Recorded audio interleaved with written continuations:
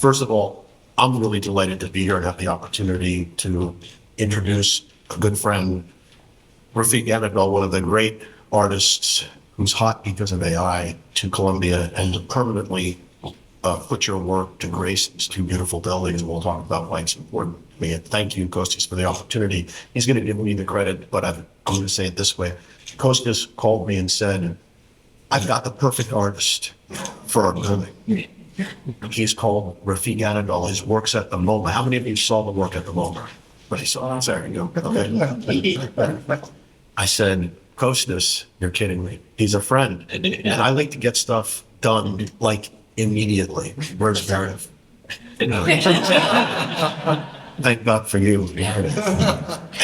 And so I said, let's get him on the phone. And next thing you know, it was done. It was done. Now, it took a few years to actually, with that, where's Katie?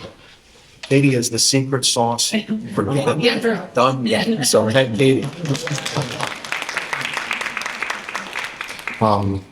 There's an effort led by Glenn and Kent. Where's Kent? And Kent to help put more art on the walls. And it's just a pleasure to work with you to help this happen. And thank you for that opportunity. But let me say as follows: as a born New Yorker, first of all, the piece was called Cityscapes. Remember? And I had this very simple idea that we talk all the time in Colombia about New York City being one of our calling cards, and we do some things to help make New York part of the Colombian community. But we don't do a lot, frankly. We just let it happen because it's a natural city. And yet the city always changes. And we were able to reconnect with a great Columbia professor called Ken Jackson, who had a simple basic theory that this is a city-state that happens to be in the Great Republic, and it's ever-changing. And so when you come in to New York, it's going to change your life in ways that you never thought possible. And you captured that. And we changed the name to Artificial Realities, which is worth discussing because you claim that AI can dream, and maybe we should explore since you're working creatively with AI, what that means. But I will say this, and the final thing I'll say, and then I'll sit down. Picasso and Einstein never met, but they certainly knew of each other's work. And Picasso, in many ways, predated Einstein. And all the cubists were essentially taking the subatomic world and reorienting. That's what cubism really was. And they fed off the science, and because you don't actually have to prove the theory, you can just put it on a piece of paper, they were in many ways ahead of the scientists. You're a little bit like that. And so we don't know if it's going to end up being Picasso and Einstein, but that basic concept of art predating the science is still with us on the eve of an industrial revolution, yet another one, right? So where you can take us with that would really be interesting as we sit down. But thank you, Kostis, for this opportunity. And so now I'll turn it to the real stars. Yeah. Thank you so much. So maybe I can also share a little bit work here because it's first of all, an honor to be this beautiful gift and this beautiful project, this beautiful school and community. I'm deeply honored as an artist, be able to not just create art, but inspire next generation. So I'm a teacher. I'm coming from a teacher family. I love and respect teaching. I'm teaching for 10 years in Los Angeles at UCLA. And half of our team in Los Angeles is our students. We have Columbia alumni in our team, so I know very well through that wonderful team member. But I have so much respect and love to this moment. Just want to explain a couple of maybe slides, our work, and for people maybe don't know our work. First of all, thank you again, everyone that put their wonderful work. And thanks to that wonderful phone call, I remember, literally, can we do it? Of course. And the speed of innovation and thinking and execution, I think, a great inspiration. So I'm originally from Istanbul, where I learned a lot about, I guess, how the continents connect. I think the New York, one of the, beautiful connection to me, city of Istanbul is kind of like having a very similar feelings of many beautiful cultures. Histories are connected. And I think the nature, which in here maybe waters that we can also feel connected, I think coming from there, where the West and East connects and what it does. So in my work, the reason I think I love physical and virtual worlds is kind of coming the power of connecting continents. I got my first computer 8 years old, super nerd start of life, and my mom didn't have any idea like what does it mean to gift a computer. But I felt so connected with the machine as a child, and I had started this escapism to like the idea of a machine as a friend, player 2. So now AI is not so different than player 2, but the movie Blade Runner, which one day the buildings can dream and remember and have conversation, started there. And this whole world of imagination taking architecture very seriously as a canvas, which not so different now, is all started from that. I coined the term data painting 2008. I was an undergrad, I was just looking what is next, and I knew that it sounds funny for people to say, like, can information become a pigment? People didn't understand quickly what am I trying to say. And some of my professors say, oh, you will be rejected. People don't understand that. Computers will not make art and all that. But honestly, that's an exactly entrepreneur mindset also as an artist, to push forward the dream of, I have a mind's eye, I'm seeing things, why not? And that was an incredible start point to understand the data. And when I see data, I don't see numbers. I know that some people just see numbers, but I see a form of memory that can take any shape, any color, any speed. And there is no Newtonian physics problems. And if you just think that can freely move around us and take any shapes, and that was a really interesting thinking. And also the realism of life, where it starts. I think artists always ask the question, what is beyond reality? And that is a very hard question to answer. And I feel AI is helping a lot when we think about these questions. And really, the work started to become about physical and virtual, and I moved to Los Angeles to really understand with the pioneers of the field. Especially light and space movement was very important to deep dive with the incredible minds who explore 60s, 70s, the idea of light as a material. And I think I blend light and data together to push forward.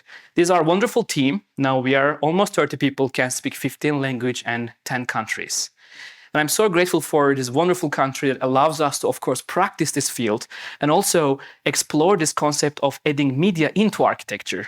So last 10 years, what was our pure focus was how to think about these living walls, living environments, respectfully without harming nature, how we can embed this beautiful form of art. Sometimes I think what made our work a little bit different than, oh, it's art, that means a museum, that means a gallery, right? So that's where we start thinking different, because I believe art should be for anyone, everyone, any age, any culture. And when we start thinking like that, suddenly the school, the hospital, or any environment that where we need an inspiration, hope, where I think art can belong. So that's what we thought should practice for last 10 years. And just want to remind you why today is important also about AI. 2015, I was in an event. I was the only artist in the event invited to an AI conference, never use AI. And Blaise Agore-Arcas was one of those people who were predicting that AI will change, like the previously what happened. And 10 years ago, when you hear that, what does this person mean? Like how art can change? And that's when I got my residency at Google AMI program, end of 15 and 16. That's Mike Taika, who invented this very early algorithm. Maybe you saw online, these weird creatures AI was dreaming back in time. And in that residency, I was super honored to work with the pioneers of current AI models that we are all using. That's the project that's how it started. The concept, what if a machine can learn, can it dream? Can it hallucinate? And last 10 years as a studio, we experimented with this concept inspired by the Borges' incredible book. And also, just to give you some context, this is 1.7 million documents. Took 9 people for 6 years to sort. That is an AI model, took 90 seconds to sort the same data. That was my first algorithm running on a big data. And this is the moment I remember in the studio, what? Like, if that's this speed of change, again, 10 years ago, just please imagine the speed of change. That was fascinating learning. So that's our journey started. It was the first AI artwork in the world using real-time data in public space. And over the years, we explored seeing through a machine, not only just making beautiful images, Just example, Rumi's like Life in 19 language Mesnevi, look through the different AI models, Mozart's entire life. So we can keep going these experiments. So to me, if you look at those, I don't think they are just paintings or sculptures. To me, like in Renaissance, when we see the chisel and like a marble, it's not so different with data and the algorithms, we can shape this new future. So to me, they are a form of sculptures of intelligence. I think art can also become medicine. So we were very grateful to learn about using machine learning algorithms with memories. Unfortunately, I lost my uncle from Alzheimer's. So one of our heavy work is on really understanding the power of remembering. So as I mentioned, we are trying to find human in non-human. So not necessarily like dilute our beautiful being human. So always try to find grounding emotions and context of life. And this work also, one of the awesome 5 children's brain activities, all healed scientifically. And in Lausanne Hospital, they donate this data to create an artwork. And this work sold for 1.7 million euro at a UNICEF auction. So we always give back to the communities where we found connection. And today, the work we see here is coming from also 9 years ago. One of our early work here in New York. That's when we learned about this wonderful city's incredible inspiration. By the way, 2011, New York was the first city I was able to travel with my partner, wife. And this city has a huge impact. And one of the first locations was MoMA. So this like whole story of the city's positive charm on us and the beautiful feelings on us is so special. I just want to show you one more. By the way, a little bit maybe I want to show you one more. Oh, by the way, when we think about AI, sometimes people forget that AI is only visuals. Just an example, 4 years ago in the pandemic when we were all wearing the masks, I was looking at our work. What is missing? The sound is there, image is there, the smell was missing. So 4 years ago, we started also using scent molecules. This is our AI research on 75 million flowers. And this is I'm in a laboratory in Geneva, in Firmenich, learning how to mix 500,000 scent molecules. This is the machine we invented. So this artwork, we have a good news today to share, have a surprising scent molecules coming soon. So we didn't forget these wonderful elements. If an AI work is happening, needs to be, I think, innovation also. So that's 4 years ago, we started learning about how to create scent molecules with AI. So we are experimenting with some exciting forms. And just one more thing I want to show you quickly, don't want to spend so much time. And I think sustainability is a topic I'm sure we will dive, but I can give an example here. But before that, I want to just go back to the one more moment. So I think many of us in this room at the moment also connected with this piece at MoMA. So I just want to come back to appreciation of this piece and connecting to the city. We receive around 3 million people. And it was one of the largest audiences in 200 years of MoMA. And this work to me was not just beautiful experimentation with the idea of a machine and of course live camera and all that very complex worlds. But what I found so exciting about this work, not only just triggered this beautiful conversation today, but also gave true human-machine collaboration and also brought together almost 3 million people and became the first artwork in the collection that triggered very positive discussions, including this today's.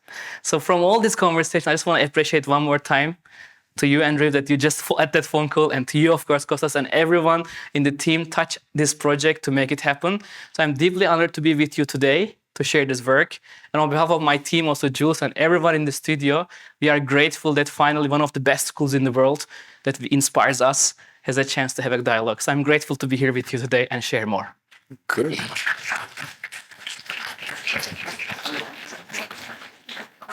Well, I'm just going to say I never thought that this was going to happen when I texted Andrew.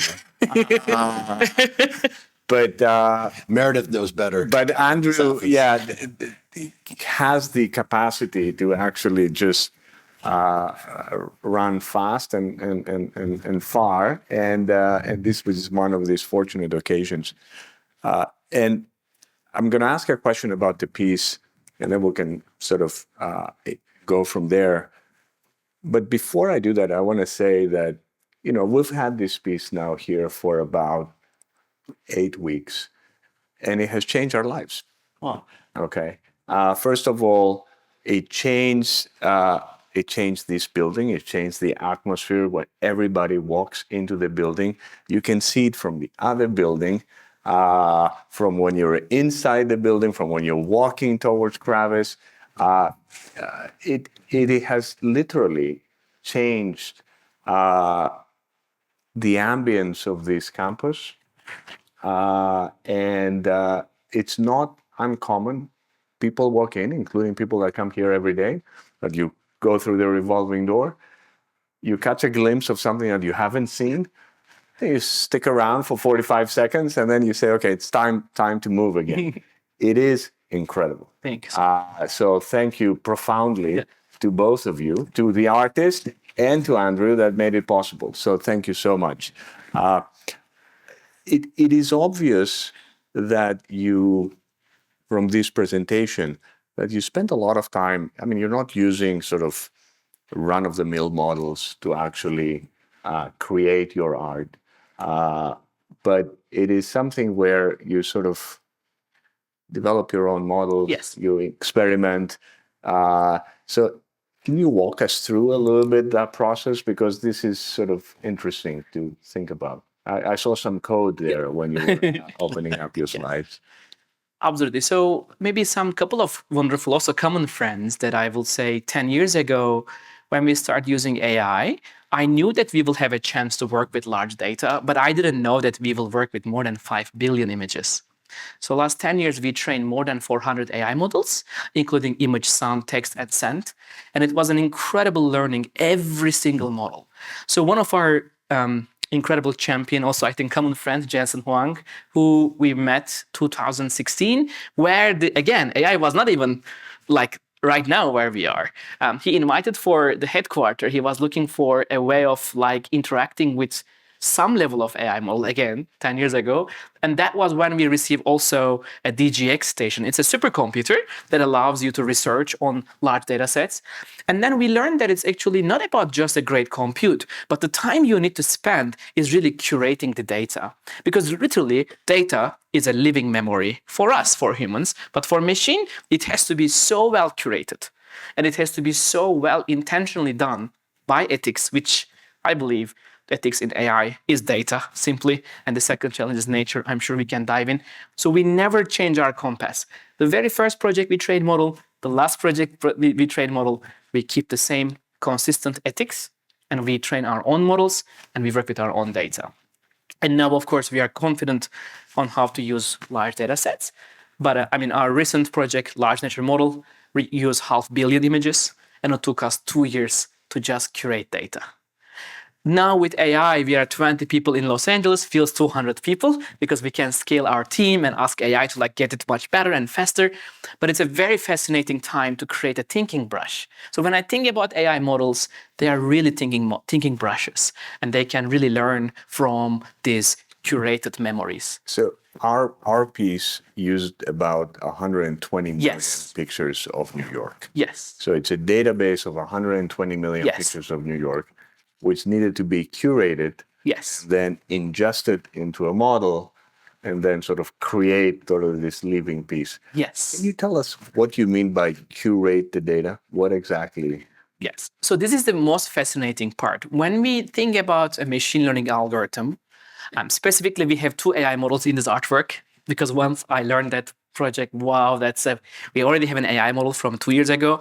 But wait a minute, we are now the new recent AI models, right? Text to video models like VO and Sora and so forth. They're all using these very predictable, I would say their intention is for commercial aspects, because they can only create 5, 10, 12 seconds videos. But this art making, right? We need like, there is no beginning, there is no end. It can just go through like all these beautiful like cities, patterns and forms and buildings. And so for that reason, we have to create a new model logic. So the artwork has 2 AI models. One is called GAN models, which is, I will say, legacy models. Before the diffusion models, there was a time, I will say, in Goodfellow, who invented these techniques, believed that the early generative AI has imagine 2 neural networks. One knows what is real, one knows nothing, and the conversation between them is what we captured. And when we're training these movements, we also create a new I would say, algorithmic architecture, where you can see that forms are blending, but not a classical fade in a cinema culture, but it's a camera in the mind of a machine. So let's imagine that the artwork is a planar surface. So when AI model learns from this data, we can think about 512 dimensions, which is very impossible to think, I guess, as human concepts. But we can program the machine's camera in a way that it can travel in a latent space. So when AI learns, it stores data in a mathematical space called latent space. What I fell in love was the idea of a camera in the mind of a machine can travel in that space and show us new worlds. So that was the innovation behind the algorithm.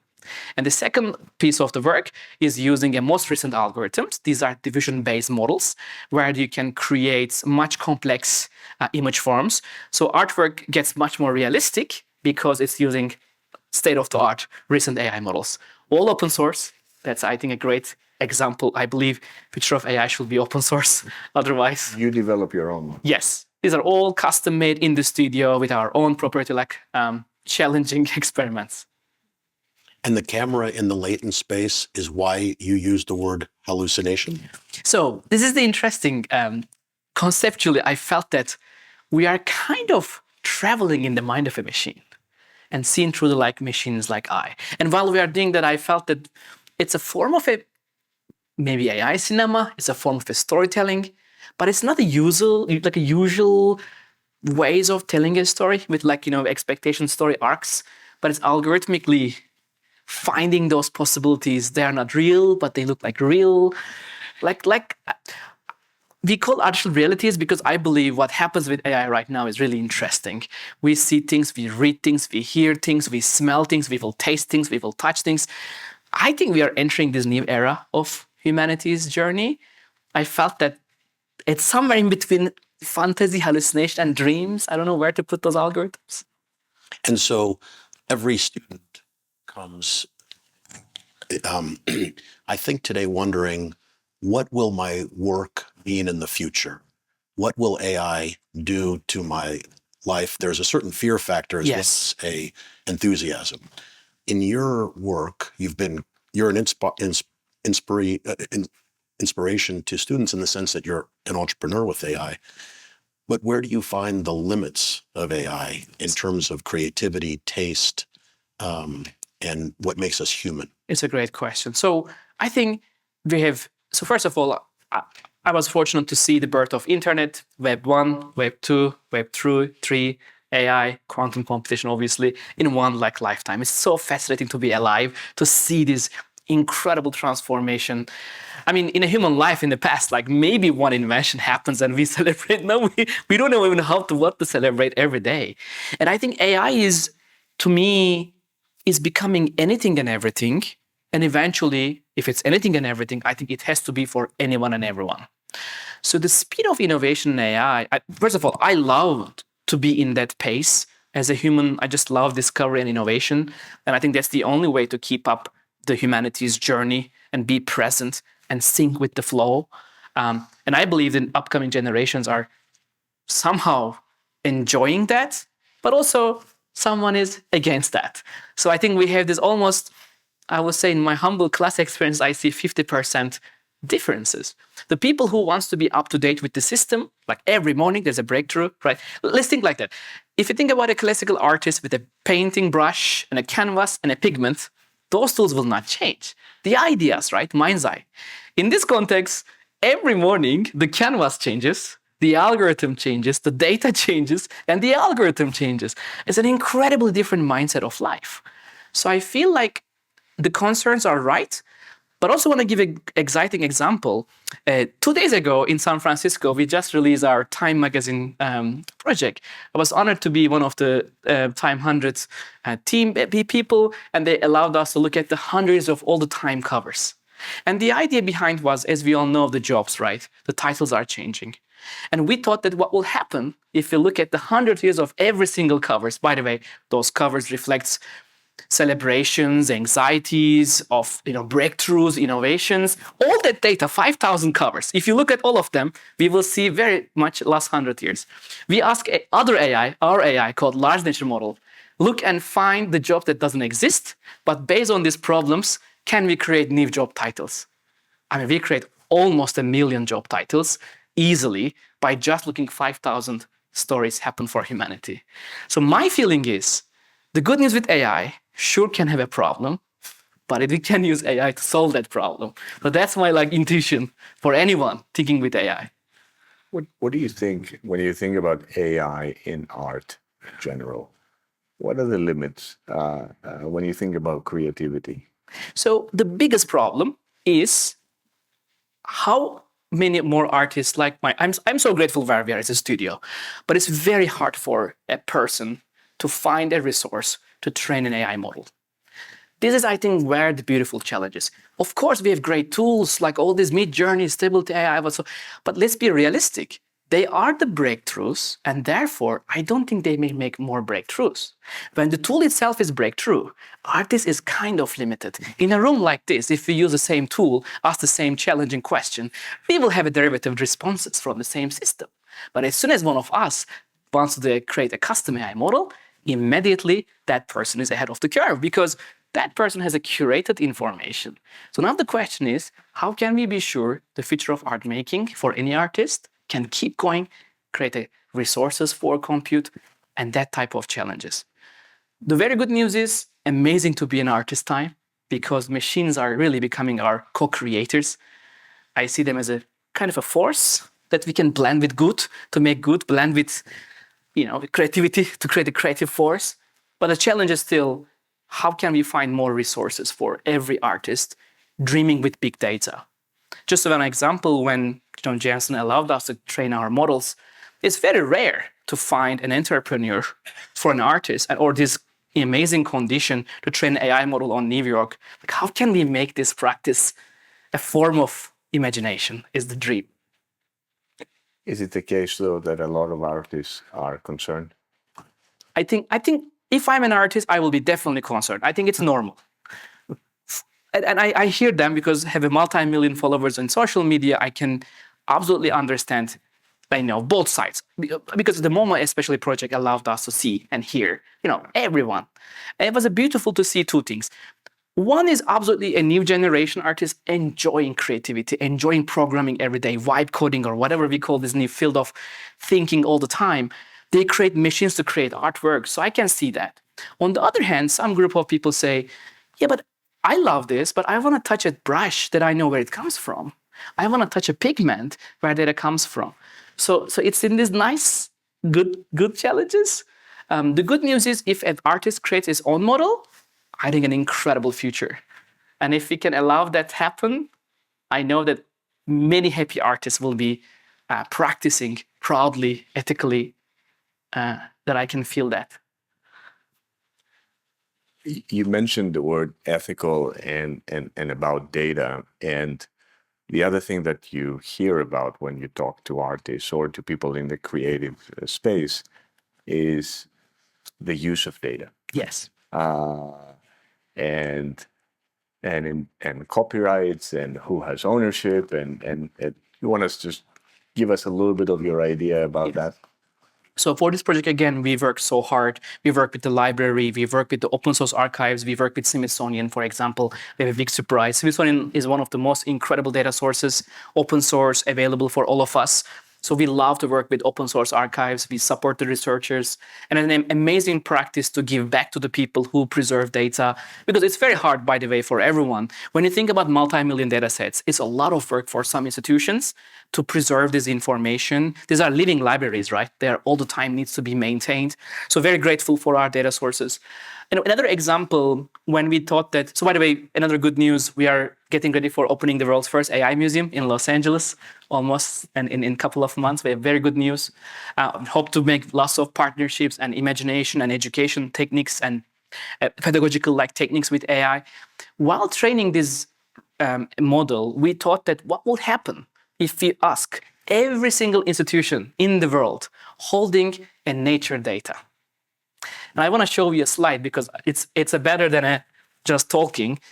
And what I found is, it took 1 year, and these are the people, will it work? Yeah. So these are the people we emailed and received 500 million images. And all these institutions give permission.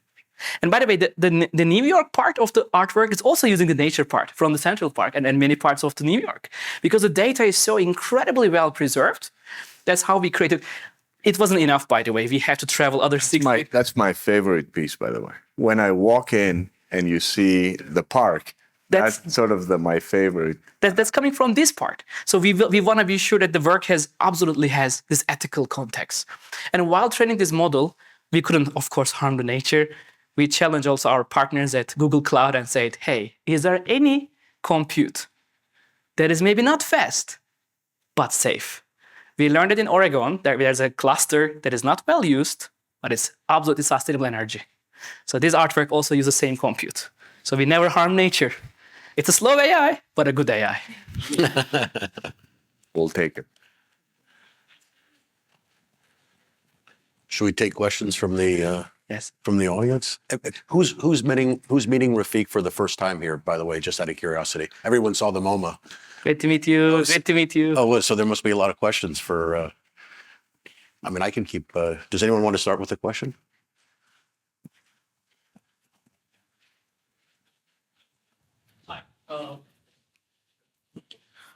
Hi, it's truly an honor listening to your journey in person, witnessing all your artwork. I already star-marked AI Museum in LA to be probably my winter trip, hopefully.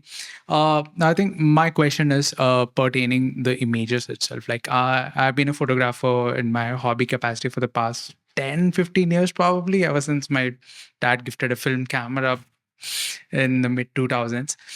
So definitely one of the concerns is on the image copyrights and issues. As much as I really appreciate the way you tied data visualization and leveraging AI as an art form, I truly understand that AI unlocks a new way of thinking. But something like using is one of the photos I've taken, let's say from India or somewhere, is it being trained? And also it's being commercially sold and auctioned and so on. And I'm not getting even a cent of it. So I'm sure there are much more reputed photographers with concern. So this is a concern I've had with AI personally on an ethical level. I'm always in dilemma. Wanted to hear your take on that. As much like Smithsonian and all, I need to know more, but as an individual, I'm not sure if my photos are being used that way. So You see, we're in a business school. We want to get paid for our. Yes. So this is the best place. How do we monetize? Yes. So, I mean, I think that's a great question, of course, how to innovate any blockchain custom systems. I mean, so maybe the first part is, I know you're feeling very well. I'm an artist. I will never touch another artist's work.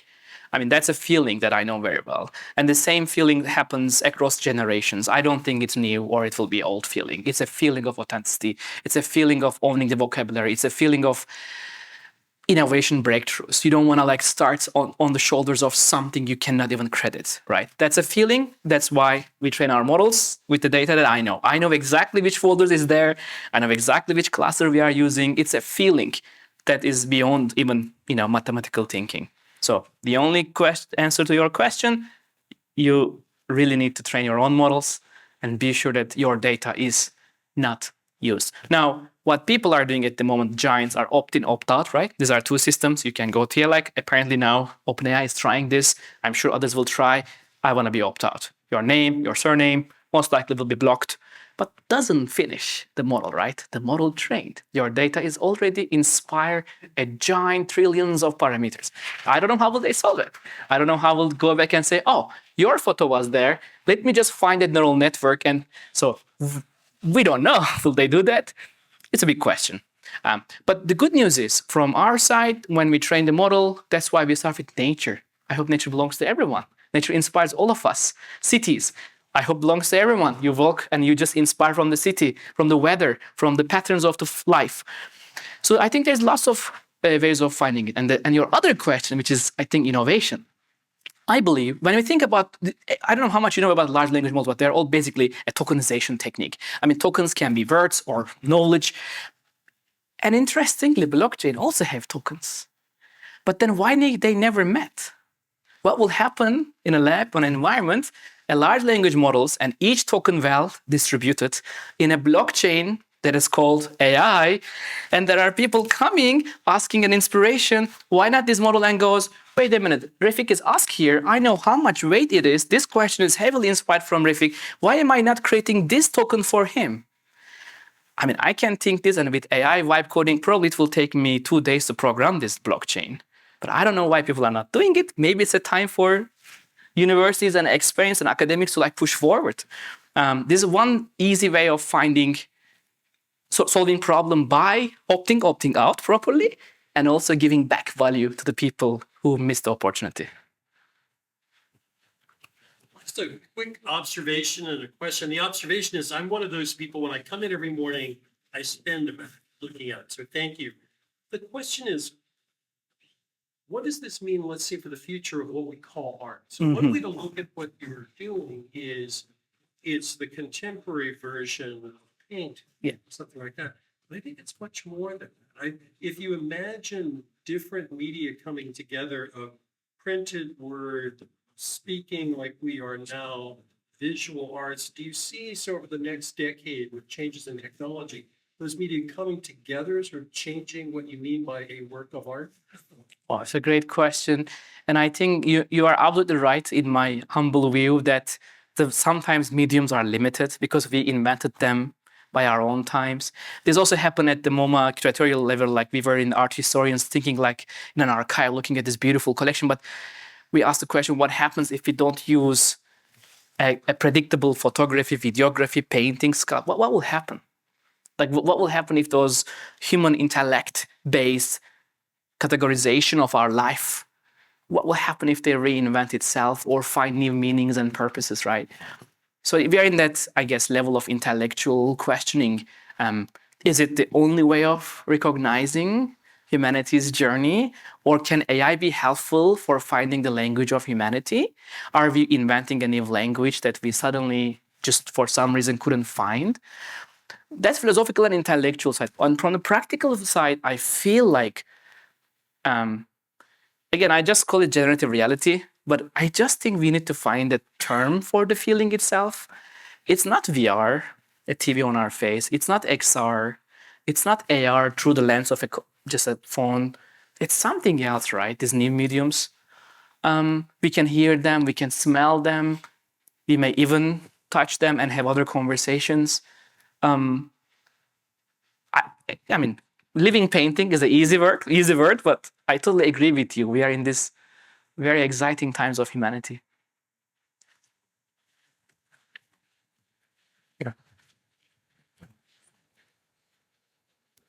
Hi, I'm Edja. I've been following your work for years now, so it's an honor to meet you here.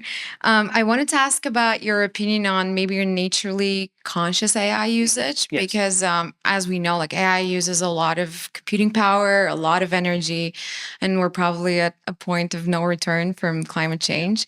So where do you see how can we make it more maybe energetically sustainable? I mean, great to meet you. And as you answer that question, what you said earlier about nature creating natural limits, explain what you mean by that. So great to meet you again. I mean, I feel like, I wish I know more better than energy industry, but I feel like if gigawatts of like power plants are needed for gigawatts of compute, and if really people think that 8 billion people means 8 billion GPU, I mean, that's an incredible hard mathematics. There is no single way sun, like our resources will be enough for this. I think clearly fusion energy, clearly mathematically important invention has to be done to compete with the resources, right? That's obviously, the best path. As far as we know, if AI doesn't come up with a great idea that is soon to be another Nobel Prize level world, my guess is probably right now people are investing as quick as possible to fusion energy to be able to fund and fill the requirements for these new AI factories.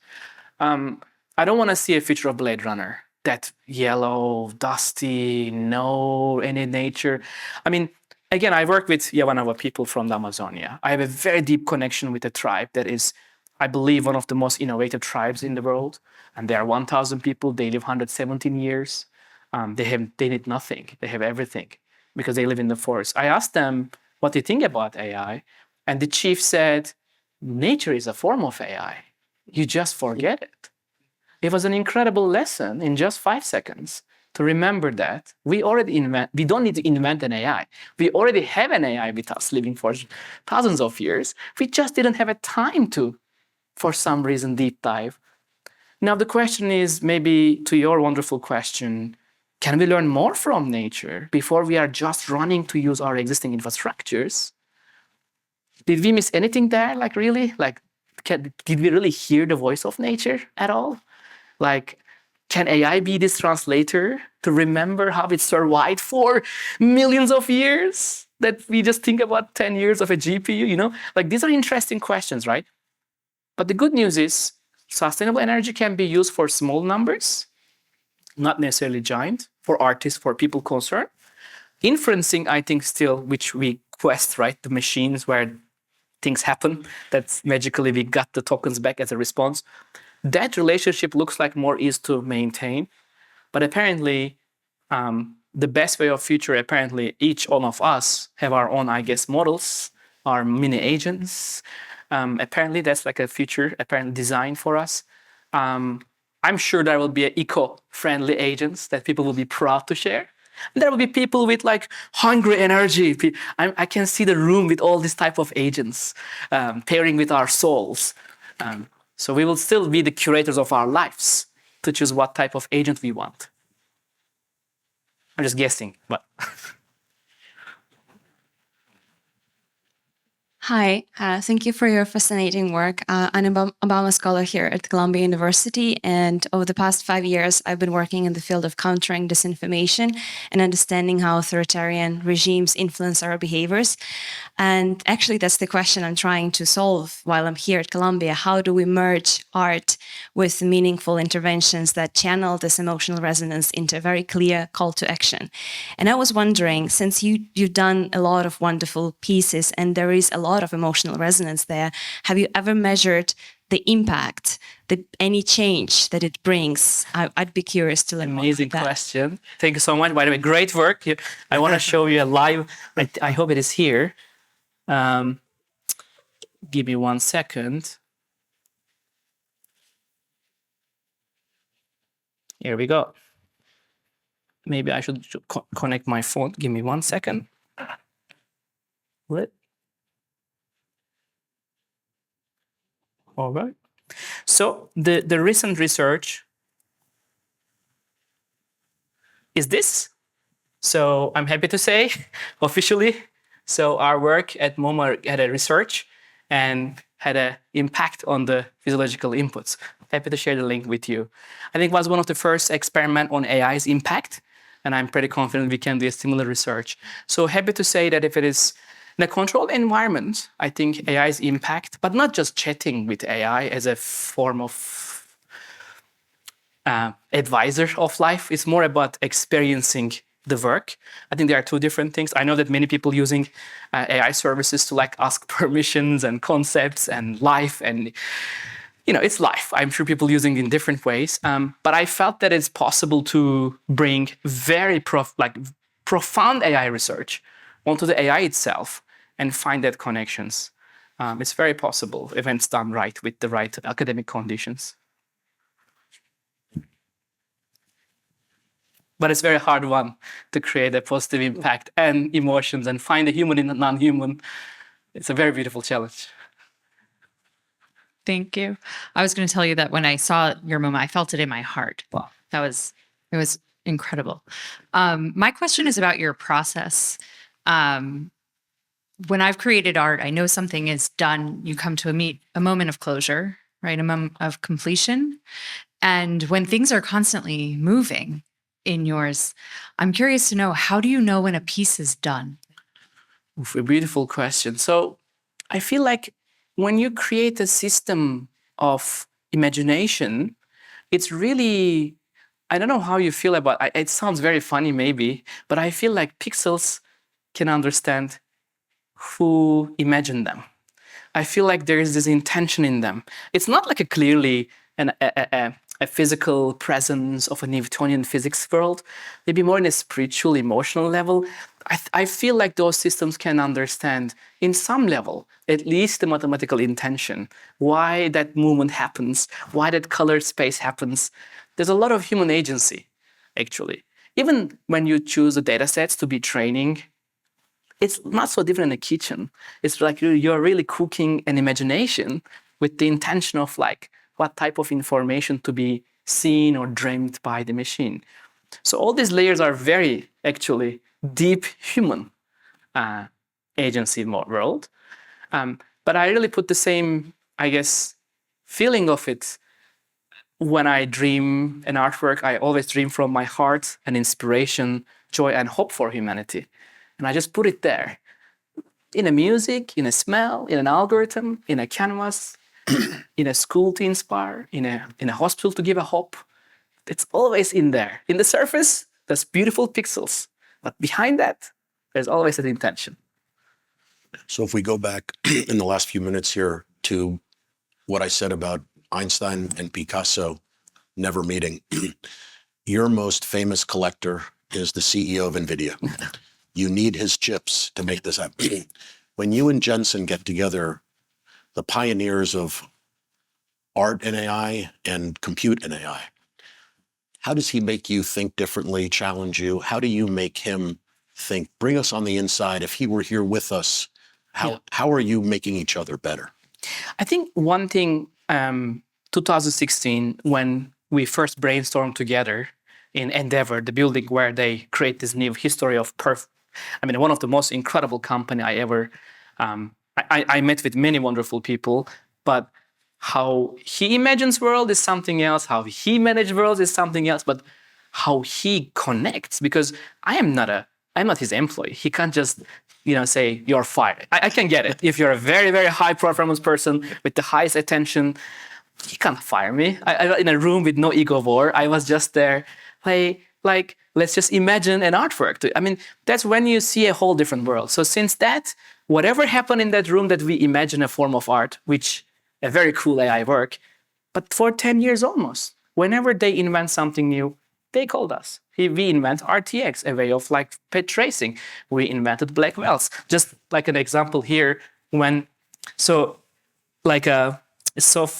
weird to show this, but we were just trained. So this is a photo from the stage last year at GTC. So this is our green room. Wonderful people everywhere.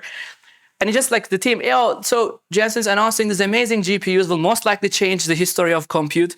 But do you want to try experiment? I said, sure, but are they working? Because it's a question I can ask, are they working? Is it like ready? Said, maybe not. You want to try? So we just get these GPUs most likely hacky, not perfect. But it's great that you can experiment with it. And then later he said, but you know what? There's a 16K screen. They have to work in harmony with many of them, which we never connect them before. So we were like in that level, edge of experiment. So it's not like a shortcut to just, hey, here's your GPU or software. In fact, each phone call or each challenge comes with more challenge, which with that reason, this is the model, by the way, we trained for the project. These are now all almost perfectly scientifically accurate species.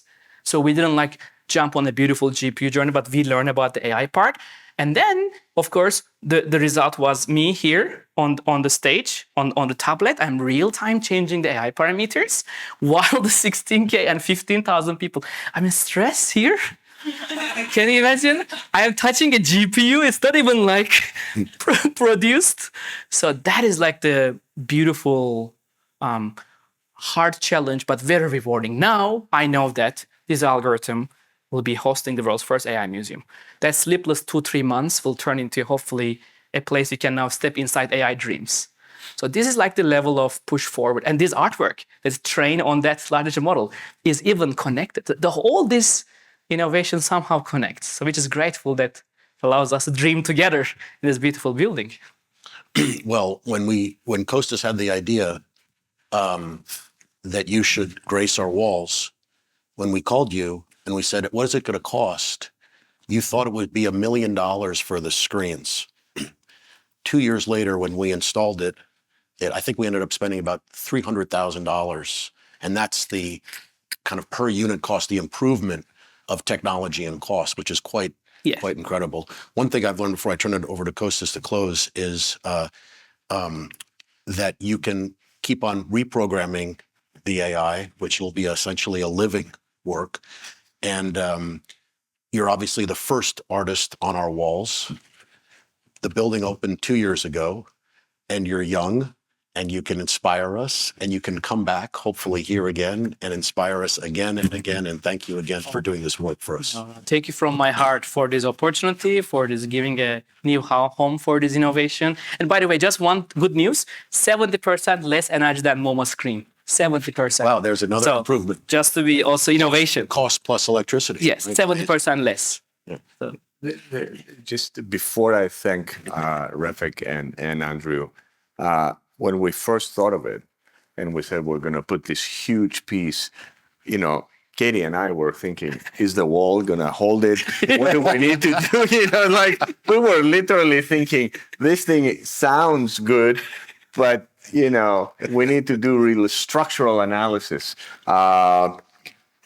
It has been the most wonderful change to our daily lives. Refik, you're a wonderful artist. Thank you so much. Thank you for all that you do.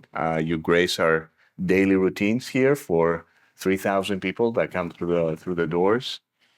And Andrew, thank you for your generosity and your support. All right. Thank you all. Thank you so much. Thank you.